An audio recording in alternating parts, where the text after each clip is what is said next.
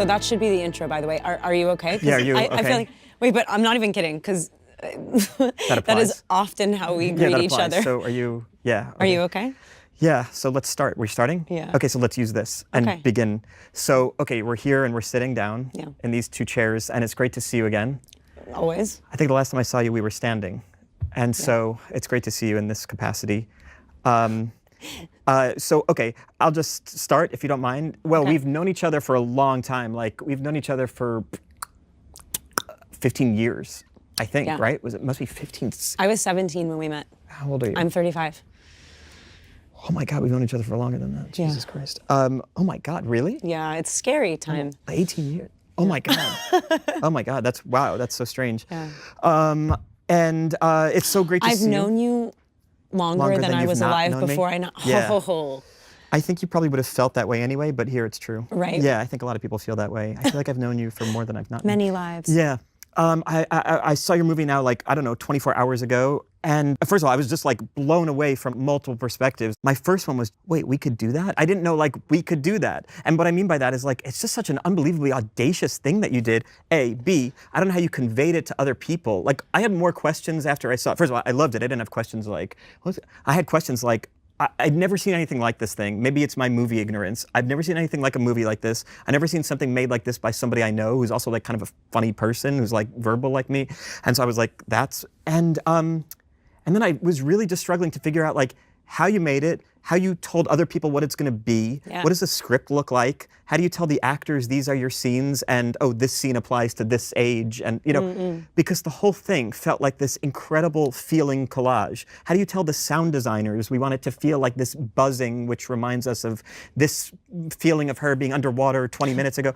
And so I was just sat there just wondering, like, on like a purely like practical level, what does the script look like? How do you conceive of something like this? What is the book doing that you're taking from?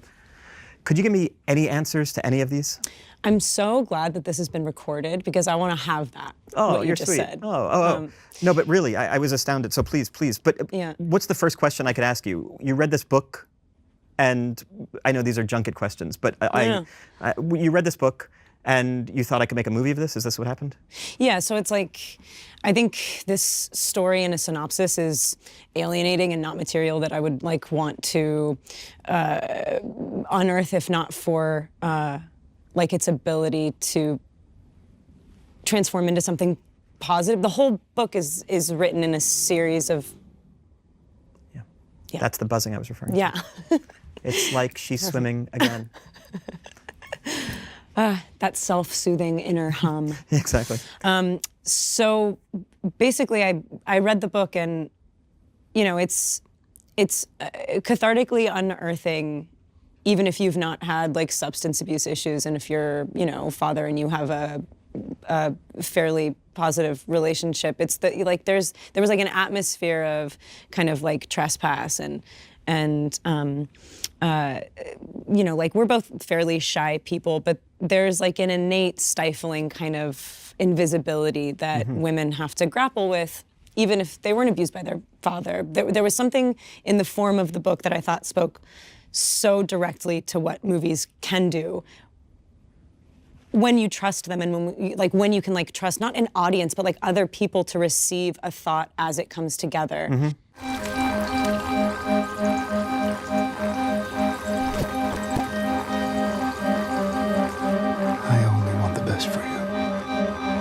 I didn't want to make statements, like I didn't want to be like, this is what the movie's about. It's the whole thing sort of was not about synopsis, but about synapse. It's like, I think if you have a little bit of trust in your own developing thoughts, that there's so much to posit into a narrative as it's developing versus when it's just the result of something. And so I was like, I really wanted to see the iteration of an experience, and I wanted to make a movie about how writing can save you, how art can save you, how it's kind of like a necessary, or even if you're not producing something for other people to consume, there are kind of artful and poetic ways that you can explore your interior landscapes in relation to time that felt like the only way that you could convey that in art is to edit it. And also to shoot like on film, not because it's like nostalgic and grainy, but because there are such gaping holes in between the pictures that we take. So you could really insert your own life into those chasms. Like there was just something about the book that spoke to the universality of being a young girl trying to excavate a voice that's been told to, you know, shut up and change itself in order to not be heard. Don't you dare.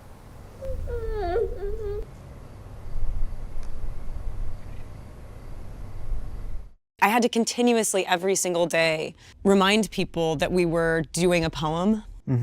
That's kind of what I was wondering. Is that how you framed it to both people who were like paying for you to do the movie and also like people in the movie and cinematographer, obviously, that this is like a poem? Don't think of this as like a literal thing? Or what? How do you frame it to people so that they get on board with something that I imagine is really impossible to conceive until you see it?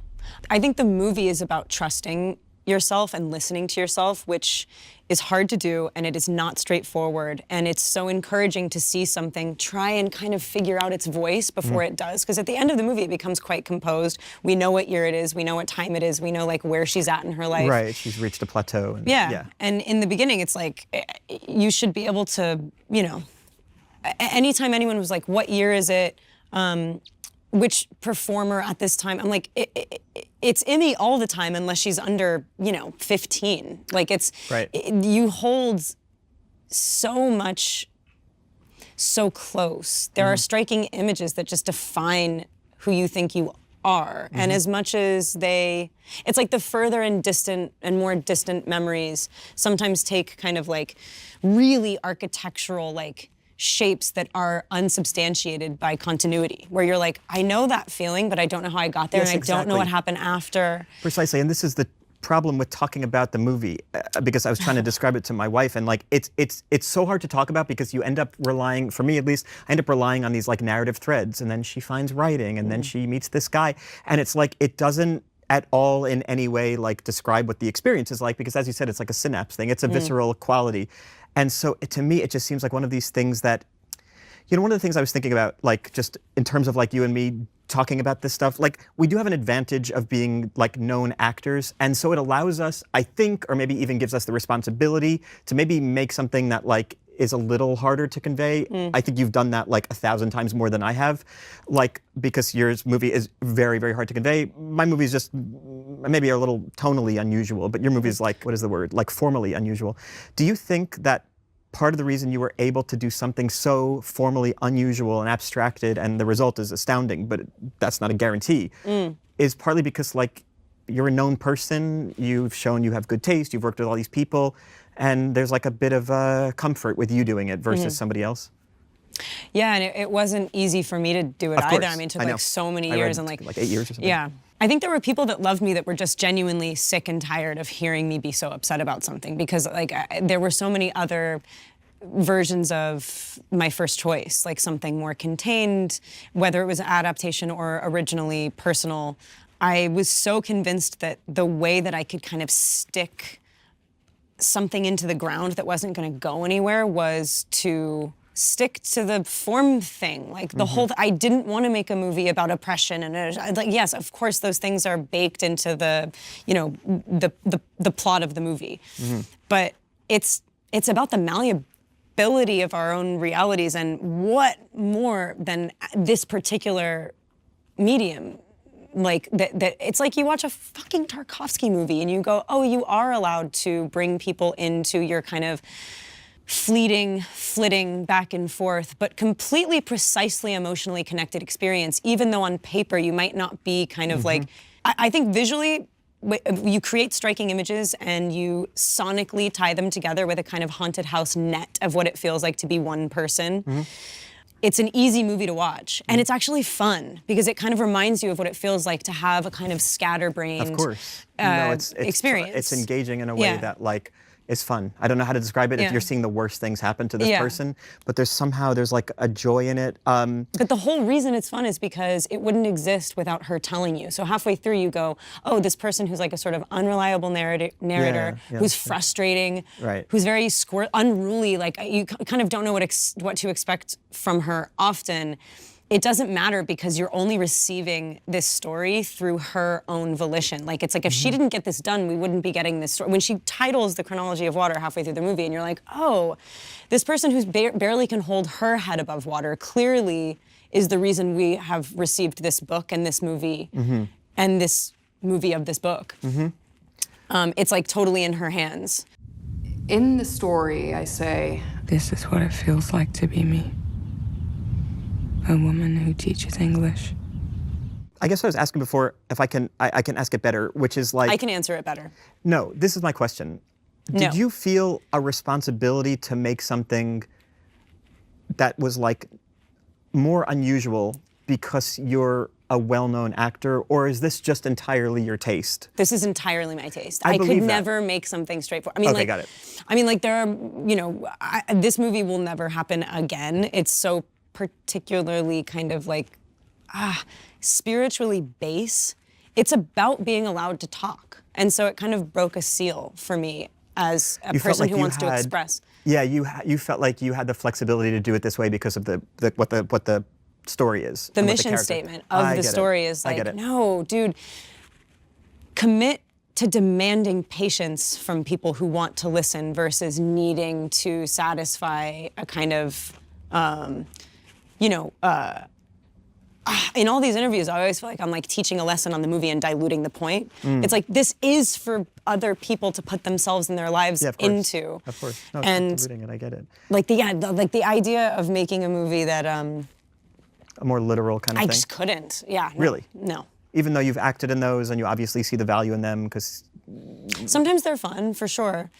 But it's just not your taste at all? Like, I like associative, poetic, kind of like open-ended things that are precise and say something very particular, but that invite people to like disagree, that invite people to have completely different experiences with the movie. Why do you think that's your taste? Like, how did that develop? The reason I ask is because, like, you know... I don't like being told what to do. I don't want to tell people what to do. Yeah, that's it. Yeah, you're right. That's it. I had this, like, memory when I was watching your movie of... I think you gave me a script, like, 10 years ago that you wrote as a short film of somebody on a beach dying of thirst. Yeah. Is that right? Yeah. You know what's interesting about it? When I read it, I had the same thought as when I saw your movie. I was like, oh, this is how her mind works. This is fascinating. And it makes more sense than what I would have expected, which is like, I don't know, something like you and me talking. Well, it's like, I think like to be, I guess, I'm not a writer. I really do. Writing is like sort of a necessary thing to get to the thing that I want to do, which is shoot something. And this book, I mean, the script was so dense. We cut 5 movies out of the movie. The next thing I want to do, like I want to do something incredibly lean so it can expand and breathe and come much more alive and become larger once we start shooting it. Yeah, rather than trimming in post. I mean, like, wow. Was that just a coincidence that you wrote this thing about this woman who's like desperate for water, that she's like crawling on a beach dying? It is a coincidence, I swear. Okay, got it. Although there must be some kind of like fixation that I have. I'm such a house cat that doesn't like to even stick a paw into a sink. Oh, interesting. Okay, yeah, got so it. I'm like, I think there's something about sort of relinquishing control and floating and how much I admire people that can do that in like sort of just naturally, and then also when it does happen that you realize that's when you give into. It's the same thing as shooting something. You know, I prepped it for 8 years and I was so obsessive about every striking image because we didn't get them, the movie wouldn't come together because there were no scenes to rely on really. Of course. And we shot so much, and you can feel like the life that she lives in between the moments that we actually do have on screen. You're like, I can feel that this is a glimpse of a much larger, it's like the tip of the iceberg. Yeah, that's what's so great, yeah.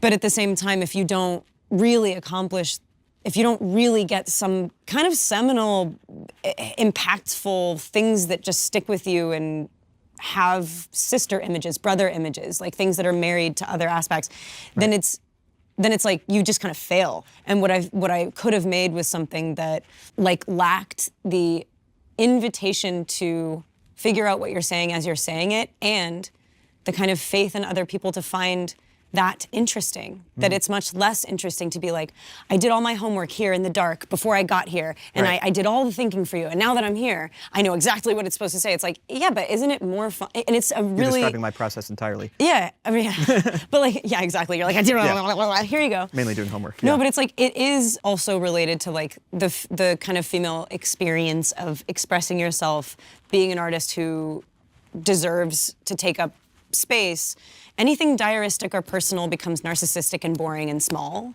And I was like, no, I want the girl to take her time. I want the movie to be adolescent until it's wise.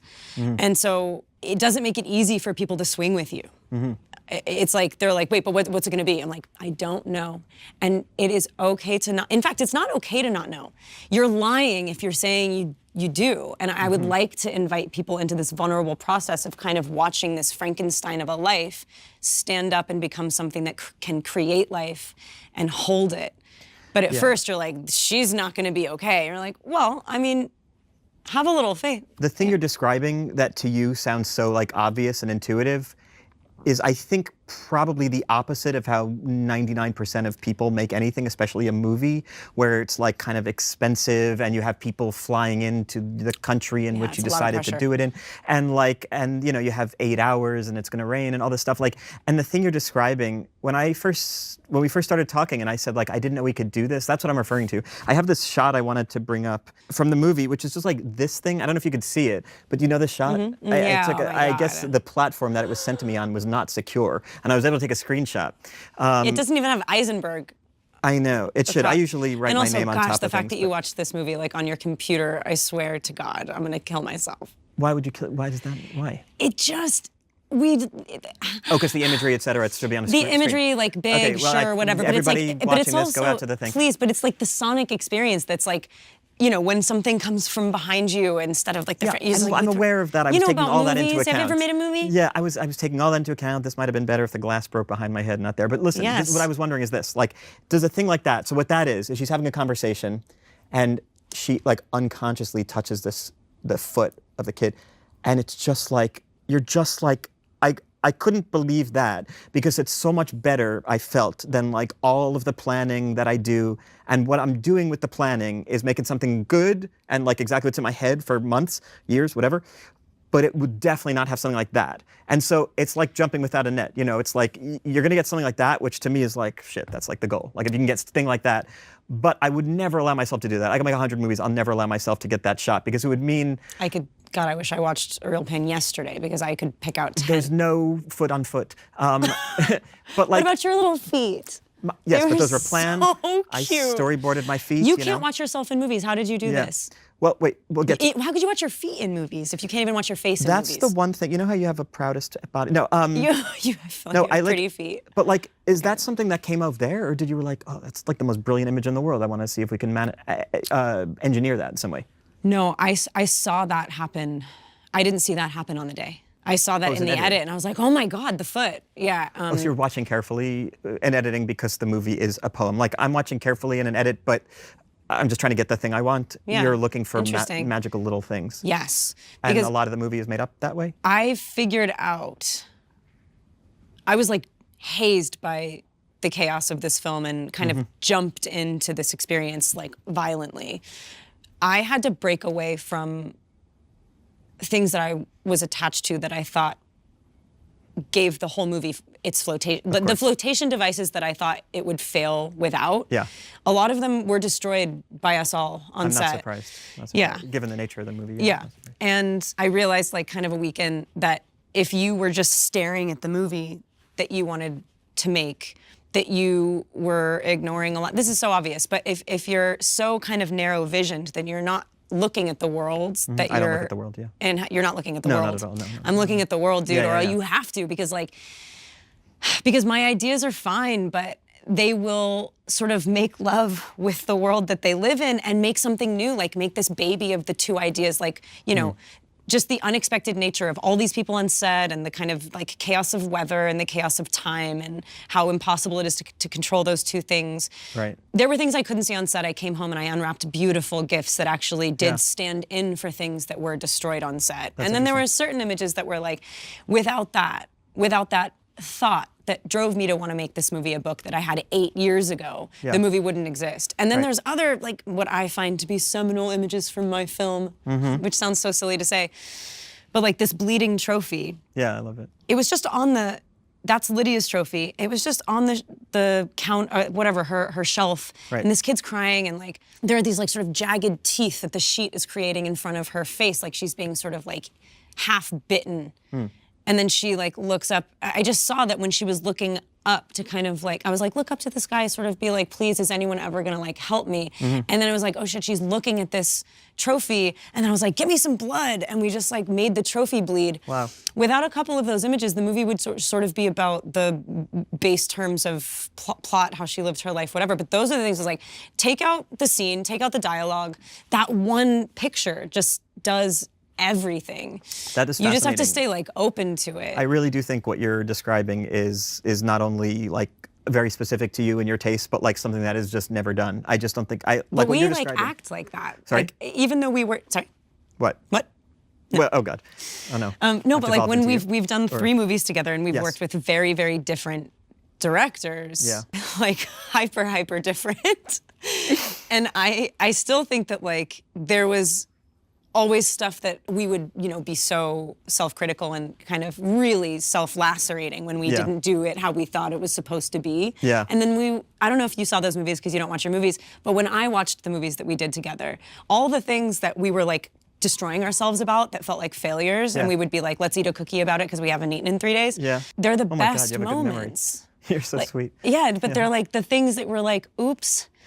And it's Yeah. not, and the oops, they're not mistakes, and it's not like, ooh, we got so lucky. Right. It's that the feelings that you Yeah. have, the prep that you do, the exacting imagery, the exacting emotions that you're like, Yeah. if I don't accomplish that, then I've failed. Right. Something else happens where in the striving, Yeah. you do find something else that you can't see You're in right the about moment. that. And then afterwards, that's why you should watch the movies that we did together, because go there's back like now. so much Yeah. stuff that you're like, oh man, Is it okay what? if I don't do it in the theater?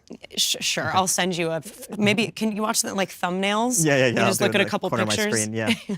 I read something you said which I thought was so funny and reminded me of myself, which was like, somebody asked you, do you think of being an actor in a movie now differently? And you're like, yeah, of course. I will just go to the director and say, I'll do whatever you want me to do. Yeah. I had that exact same feeling because I did that movie. I did it I'll really, never and then I just question did like. anything again. Of course not. No. I'm like, no, because what do you know? Exactly. I mean, like, I have my little feelings about like the you know, the ways that I've responded You have to like no idea that random the shot is actually of a door above your head. No, I know. I'm like, anything you want. Like the idea of being like, I think you should cast this person. I'm like, Yeah. excuse me? I know. You don't know anything about what you're saying. Isn't that fascinating? I think probably a lot of people in our position go the other way. They feel even more kind of like they need to control things because they had an experience where they were controlling everything. Right. But I was so fascinated to read that about you and like also knowing you. And so one of the stories when people ask me about you, because I've been asked about you for now, I guess, 18 years. People keep doing it. It's really nice. You're doing a lot of work. What's that? You're doing God's work, trying to make me seem Promote cool. you. This story you always, the story I always tell about you is like when we were doing this movie Adventureland, there was like a more like dramatic scene at night, and you were like cut. I'm lying. I was like, I know, you always she's say- 17. That was an amazing story because first of all, I thought when we were doing the movie, I remember just thinking like, this is the most talented person I've worked with, and like, you were 17 years old, and I was like shocked. Greg Mottola directed it too. It was like, yeah, this is like a shocking amount of skill or feeling something, intensity, something. And so like when you did that, I was like, oh my God, I felt like I was watching like a master. Like anyway, I always thought that was interesting because now you're like, Don't I'll do do- that. well, Yeah. would you have done that now? Because now you're like, oh, like, because remember Greg said in that take, Greg was like, oh, I was great. I loving didn't it. know why you Yeah. I didn't know why you felt that way. Yeah. Would Well, you- I get mad at people now for cutting because you're like, I know that you questioned yourself, but that little you have moment of no question idea. was yeah, you dope. have no idea how good it was. Yeah. I had the same thing. I want to try to not yeah. do that anymore. I don't. I Like don't push through. I just, There are just moments where suddenly you fall out of yourself completely, and then you're like, I love lamp. Like there's no reason to Exactly. keep going on I love lamp. You know what I mean? It's like I'm telling you right now, the thoughts aren't. Sometimes you can be wrong, and the things that you're feeling are landing very differently on other people. Yeah. And so maybe don't ruin whatever that can be misinterpreted. Exactly. But I don't want to be misinterpreted. Like Totally. I want to have a feeling. You want to feel control over your thing. I want congruency. Yes, of course. Yeah, and I think that those are better moments. The congruent emotional moments are Yeah. better than when you're like, no, but it seemed like you were feeling it. I'm like, I don't care. I don't care either. I always wasn't. said, I don't care if it looks good. I want to do it again. I don't Yes, care if I it want seems to. right. I know. I'm selfish. I want to like Yeah. taste it. I also want to have that experience. Yes, you want to have the experience. I want to make it a memory. Yeah, Yeah. I want the catharsis. One of the other stories I tell from Adventureland, when people are asking me about like directing, I always tell the same story about Greg Mottola because there was a scene I don't actually. You weren't in it. It was just like me saying goodbye to my family, whatever. It was a really quick scene, which is probably why you weren't in it. You were in the meat of the movie. But this was a brief scene that was played over a montage. But nonetheless, I remember like I was saying a little thing to my parents, and I had a panic attack, which I would call like my first panic attack thing on a set, where I just shut down. You know that feeling? You're just Yes. like, I'm on camera. If I go like this, people will see that I'm going like this. I go like this. Just a very self-aware in the worst possible way, and I froze. Yeah. And I told Greg, I'm so sorry. After the take, I was mortified and sad. I felt feeling again because I was embarrassed. I was like, I'm so sorry. I think I had a panic attack. He goes, well, I didn't notice, but I'm so sorry you felt that way. And he said, come here. So we went under the tree on this front lawn, and he said, I don't understand how actors aren't having panic attacks all the time. All the time. I watch you guys, and so this is what he told me. He said, we were. We were. I was 17. We were, but we and were in the minority. I think the others are pretty chuffed to be there. Yeah. But he told me he's like, you have to be like vulnerable, and you're in front of people. You're in front of like tough people who are strangers to you, and like you have to be vulnerable and do this thing. Anyway, so he said this to me, and I remember thinking after that for years. I remember thinking like, it's a sweet thing he said, but come on, he's pitying actors too much. Come on, we're lucky, we have an easy job, we gotta memorize lines. And then after directing movies, and especially directing like great actors and seeing them, I realized, yeah, it's amazing. I remember like Julianne Moore was in my first movie and she was crying, and I remember I went over to her, I was like, are you okay doing this? Are you okay doing this? And she's like, yeah, it's fine. Do you want me to cry here, or do you want me to cry when I pull in? I was like, pull in, we here. Pull in okay? here. I feel so guilty. And then after it was over, I was like, thank you for that gift. I didn't know what to say to her. I thanked her for a gift. I know, you want to like kiss their feet. Yeah. I know. Because I'm like, oh my God, it was so hard. And Julianne, as you know, she's like, oh, it's great. No, it's great. We can go on to the next, Yeah, yeah. And so it's just this weird thing where like now I have a respect for the job in a way that I never did personally, because I think I was like so self-critical that I couldn't have a kind of good feeling about it, because it seemed like, oh, but you're overpaying me for this little thing. You know what I mean? And now I'm like, I remember Julianne Moore, the same thing in the first movie. I was like, I remember after the first scene that she did, I turned to my producer and I was like, can we just pay her more? Because already she was getting like a lot for like, I mean, not a lot, but like your tiny budget movie, the actor's like not getting scale. You're like, oh my God, we have to pay them so much. Again, she was getting a tiny amount of money, but like I remember turning to my producer and be like, we should pay them more. They're worth half the budget, whatever. And I have that feeling more now. Don't you have that feeling? Like, Imogen, like, don't you feel like, oh, she was like this amazing gift to me? Yeah, but say you came to be in a movie that I was directing and you kind of had to like stretch yourself and do things that made you uncomfortable and filled with anxiety, but then kind of introduced you to aspects of yourself. Wouldn't you feel, like on movies that I'm given by directors— I know, you feel grateful. So unbelievable, to be like, how did you do this? I could never have done this like alone. I would have, no amount of therapy, like no amount of fantasy kind of weird inner projections into dreams or whatever kind of weird meditative shit you do to explore yourself, like never could I have gotten close to this thing, like without you. I do feel that way, but I also feel, like probably a lot of people, I feel kind of like imposter fraud or whatever you want to call it. So like when they're doing my lines, I'm like, I just wrote this in the library. Like, you know what I mean? It's not like where I'm directing them in Shakespeare and they're lucky to get to do this stuff. Like it's an unvalidated script until people think it's good. Completely. So like they're just there like doing this thing and she had to memorize it so she didn't see her kids over the week. And this is what's going through my head. Not like, and they have to, I mean— she's lucky to be here. Yeah, let's see what you can do. Action. I don't have that feeling at all. No, I feel like No. I'm on the floor. I'm like, if we have to walk across the street, maybe you walk on my back. Yeah, exactly like, that. Yeah. How did you cast Imogen? I actually did 3 movies with her, but not in the same way I've done 3 movies with you. But like I've known her for a long time, and I just have obviously high opinion of her. You're one of the reasons that I was like, I'm sure that we would be close because you guys are friends. Yeah. Like, she was friends with Anton. Like she's friends with Alia Shawkat. There are just so many people that are like some of our absolute favorite sort of like But true how did you blue. choose her? I mean, it's not a British character. It's this other thing. Like, for a million reasons, I would not have pictured her. She's obviously a brilliant performance. It's insane. She's great and everything. Of course, she's an amazing actor. But like, she wouldn't have been the first person I would have thought of for this part in this story. Really? Yeah, I would have thought, somebody, with like kind of a Midwestern American thing. I don't know, just something that didn't feel really urbanite and British. Imogen has those feelings in my head because I know her well. Yeah. So how did that happen? I know she has kind of, she has a kind of like bro-y art life, kind of quirky, she doesn't feel like an actor either. Yeah, that's true too. Yeah. I have thought a lot about her. But Nor does she feel like colloquial, obviously, because she's not from the States. She doesn't, there's nothing like provincial about her. Yeah, she feels— Exactly that. And there's nothing small about her. And the character does need to start off minuscule and she's become hiding. somebody who rises like a wave. Yeah. She just texturally, emotionally, her sensuality, which is so protected. She's been an actress since she was a tiny person as myself. Like, I could kind of relate to the ways that she had boxed herself in. And I always find her so visible in the things that she does. And I'm like, I don't think they're showing you, dude. I want to like show you. And You've actually had this thought from afar. Yes. I was like, I want to know you. I want to show people you the way I see you, even though I'm maybe wrong. I had to meet her. She did an audition, first of all. She did it traditionally. She just sent a tape, and I was like, oh my God. For your movie? Yes. What is the audition scene? It's the reading and the scene with Kesey when he pats her on the back. Oh, that's like the longest scene. Yeah, they're like, it's the only scene, they're the only two scenes in the movie. And then Right. with Claudia, her sister, she has a conversation that was sort of like amalgamized, doesn't exist in the book at all. Just at some point, the sisters needed to like talk about everything that had happened to them. I wanted to see the way that those two lives could have landed on two individuals and affected them very differently. But then it's like this shared history, this like secret family thing that of course. inarticulate, but so known between these two people. Of course, and she's leaving. She's abandoning her. Yes, and she abandoned her and feels bad about it, and now they're gonna like start this new family, and it's about like, you know, the ways in which sometimes your writing projects fail. You know what I mean? Like this baby was a bit of a writing project, and she just wasn't like big enough to hold it yet. Yeah. So those were the audition scenes. She sent them in. Did you do a lot of auditions? Yeah, like I thought I was gonna find someone that we didn't know, because I was like, you know, trying to kind of invent a person. I was trying to, also I was like, it's not about Lydia, it's about like finding somebody who can be like the every girl, or someone smart enough to play, someone kind of in touch with themselves and with enough integrity to play 17 to 37, which is crazy.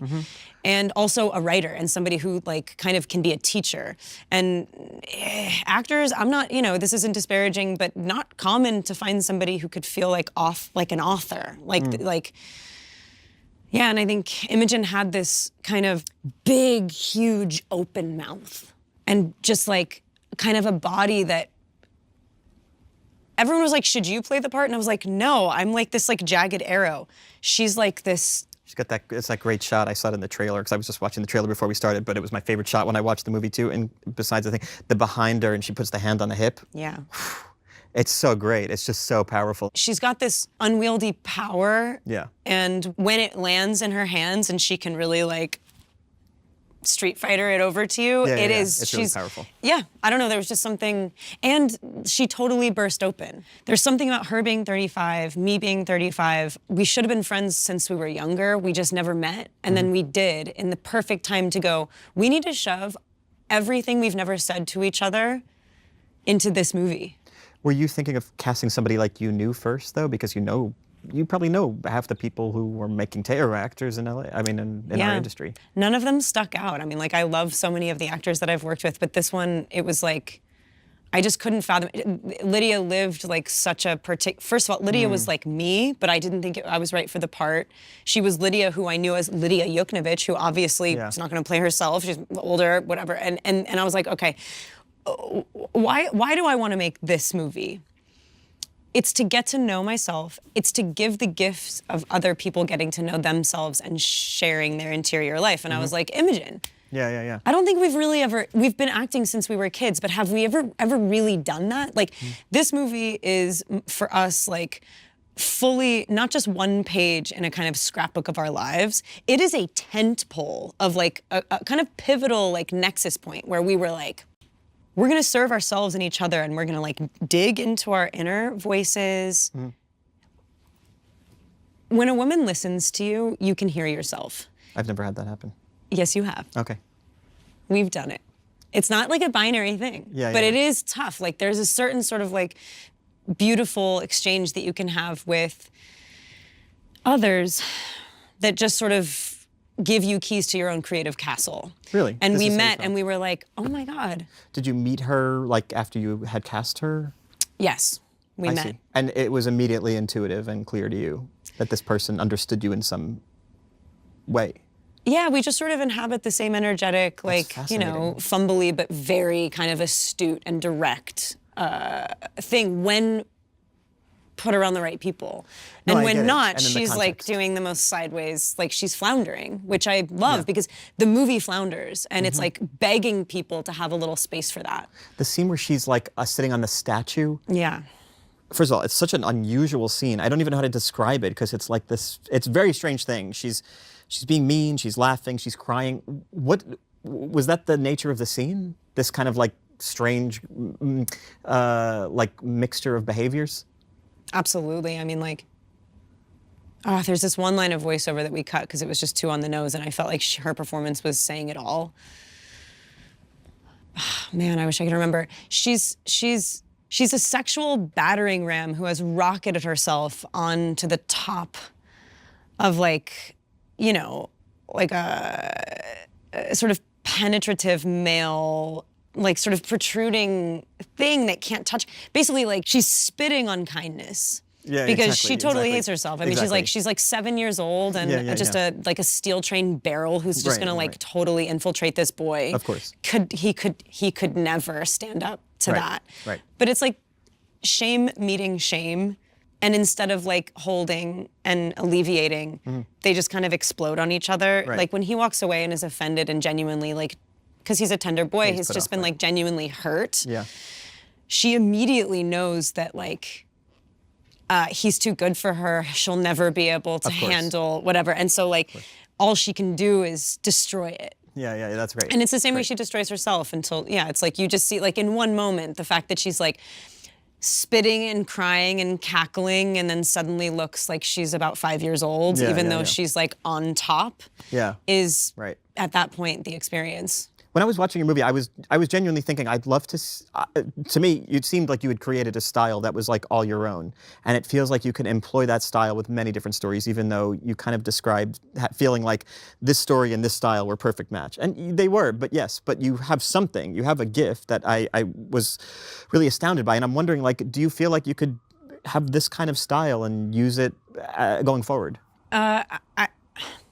I'm always asked if I would like, continue to work as an actor in studio films or if I think that they're conducive at all to saying anything that feels cathartic or if it does feel like you're kind of like bottling and selling a homogenized, huge, like idea that doesn't land on an individual necessarily, but that kind of just satisfies a large group, but like in an anesthetizing way, but not in a way that it like gives you something. And I just wouldn't do that job. And so like, I think moving Oh, you mean to direct like a more commercial thing? something more, and more commercial means more standard and more digestible. Right. In a good way. Yeah, in a good way, in a great way. Thank you so much. I see. You feel like you wouldn't know what to do with the camera?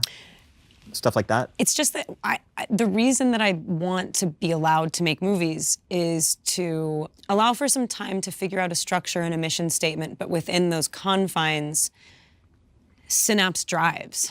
That it's okay to have one thought lead to another in a way that is present and instinctive because it is more interesting than the book report that I could write on my impulses towards a story.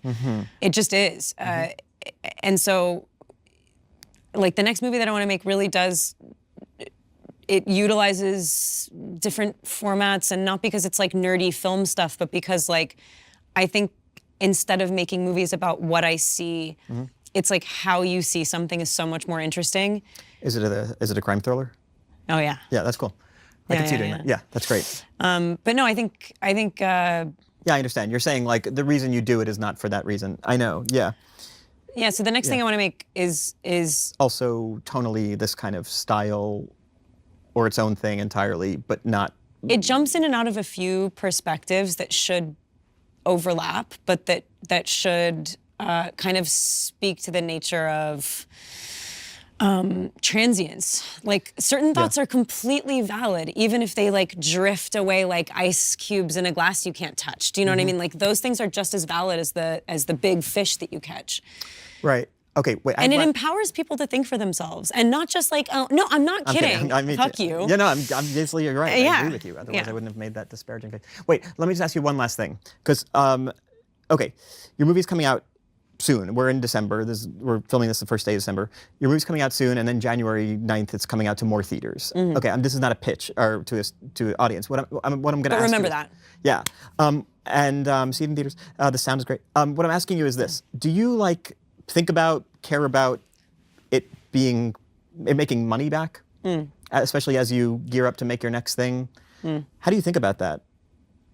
Well, it would be great because then maybe it wouldn't be as difficult to make my next movie. But at the same time, I also don't. I think the next movie that I want to make actually does function outside of the business structure that we're used to. Like People love to hear that. Yeah. People love to hear that. Yeah, I'm gonna get in trouble. No, but This it's doesn't even exist in your structure. Okay, so here's my well, pitch. it doesn't. Yeah. We need to find new terms for all of this because exactly. I'm sorry, like, but the language is oppressive. I'm like, and the structure is oppressive, and it's the barriers. There's no are, English on this set. It doesn't apply to what we're doing. It's actually the title of the movie is in Spanish. I'm not going to tell you what it is, but I wouldn't understand it. Yeah. So, yeah, you're just a dummy. You're just a big dummy. Yeah. So basically, you care insofar as it helps you make the next one. You care insofar as it pays the people back who paid for it. All that For stuff. sure. Do you? Yeah, but you're not But- caring in terms of what is the thing you don't care about that other people might care about. I don't know the answer to that because people ask me too. I guess I don't care about it being like a, I don't know, successful businessman thing. My mind doesn't go there, or I can't conceive of it. I guess the cool thing is because I love the movie like I birthed it, and Yeah, that's exactly. a cliche. Everyone talks about the movies that they make like their babies or whatever, but it's having a relationship with the world like totally on its own, and it's like you know, you have a kid, you've had to send him to school. Like that must have been scary to know that he's gonna go have his own life. The movie's gonna have its own life. Yeah. It's totally okay for the movie not to make money. It's okay for some people to love it, for some people to Sometimes hate no it. one likes your kid at school. That's true, and it's like, you know, and they don't and it- recoup their homework. right, and then it's kind hard of to your get- fault. Yes, because it's hard to get into that next grade. Sometimes you have Exactly. to stay back and do a series. yeah, or I'm just going to go back to kindergarten. That's right. And that'll be my next movie, Exactly. made with Scotch tape and Yes, and the days are shorter. You're only making short day movies. yes. I think we've exhausted everything. No, I'm gonna do a weird communist movie where, like, you know, if the leaders are responsible and benevolent and like to treat the people who are, you know, Yes. then actually it could work quite well. So the movie is about communism or No, the style of but making actually it it's not about communism because it is about. It's the moments in between communism, I think. I think you should come help me write it. I would like this. In the meantime, we've said everything we could say. I'm proud of you is weird, but I'm older than you, so I guess I could say it. You can be. I'm so proud of you. I've loved I'm so working with proud you of you so as much. well. Thank you, but I'm older. You can't be as But proud. are you like in the heart? No, in the heart I'm younger. But I gotta say, I was like astounded, and you know, I'm nearing cardiac arrest. what's that? Why? Yeah, exactly. Yeah. Just in the heart, though. A very old heart. But Congenital I'm heart so disease. proud of you. You did a thing that, like, I feel like actors are directing stuff. I'm like, I'm so happy when they do something that's like, oh yeah, this is something that it just feels like the thing exactly what you wanted to do, and it's unusual. I'm so happy for you. I probably would have made this movie if I was never an actor, is the thing. It didn't feel like I was Exactly. graduating into like, now I want to check that box. It's like, I think this thing needs to exist. Exactly. And listen, we're directing everything, but we're also desperate actors. So listening. all I'll say is this: I can learn Spanish Listen. for your next project. Okay. Okay. Okay. And I can push myself. And I know you see me one way, but I can push myself You for the contain project. multitudes, babe. I do. I haven't been able to show any of them, but I think in this project, I think I could. And if it's a native Spanish speaker, I can learn the accent. But if it's somebody like me who just took high school Spanish, I'll obviously just do a phonetic thing. Anyway, I'd Maybe you love could to- put yourself on tape. That'd be great. Maybe do a little workshop. Yes, that's great. Put I you also through have a a big mouth. robust audition Yes. process. I have a big mouth. You and I have different body types, so I'll you can have see me more in cookies the role. there in case your little tummy gets nervous. That was very sweet. What she's Yeah. referring to I'll is never that forget. I couldn't eat for a long time because I was so nervous. And she said, just have a cookie. And she gave me a cookie. Yeah. It was before we had to do a big scene, and I also felt my hands were shaking too, and I was movie like, was this cookie on? time, Adventureland. Oh, it was on. Okay, it was at our peak of anxiety. Yeah. Anyway, so happy to see you. Yeah. Next time, I hope it's also in public that we do an interview together. I know, and then Imogen's there because she would be so jealous Oh, of yes. this. Yeah. Please say hello to her, I will. obviously. Okay, thank you. Okay.